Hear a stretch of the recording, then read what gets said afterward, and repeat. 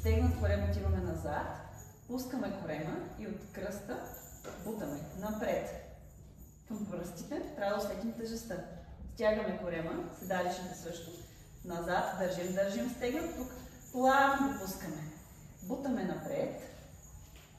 Тук плавно стягаме корема. Най-важно е плавно да го пуснем. Плавно, за да не се получи това и да ни отиде контрола в тазобедрените стави. Искаме да стегнем плавно и да пуснем плавно. Контрола от корема трябва да отиде в гърба. И мислете за тези 4 точки.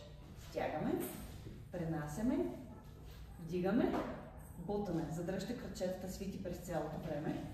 Трябва да са опънати, трябва да са леко свитички, за да имаме възможност да правим това изнасяне. И също така, малко приклекнете назад и сбутайте напред. Малко приклекнете назад, малко изправете напред. Може да бъде абсолютно равно, може да бъде и с повече приклякане. Да, давайте, упражнявайте. И сега обратната вълна. Когато сме назад, тук сме активирали кръста. Коремът издут. Стягаме корема и седалищните, за да направим ето това заобляне. От тук избутваме тежестта напред, държим седалищните стегнати. Тук искаме да издуем корема.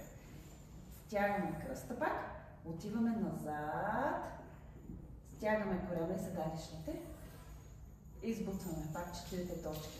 Вдигаме нагоре, тук тежестта е към пръстите ви. Кръчетата пак дръжте свити. Назад тежестта към петите, задръжте кръчетата свити. Стягаме корема и седалищните, бутаме напред.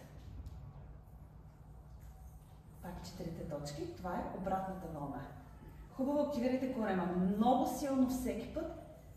Много силно да го усещаме дълбоко. И можем да правим преход между двете вълни. От инверса в вълната.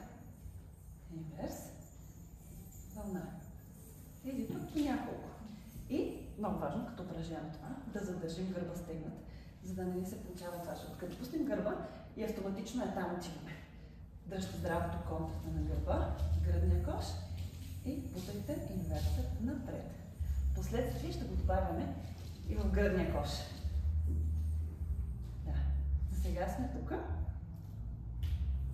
И тук.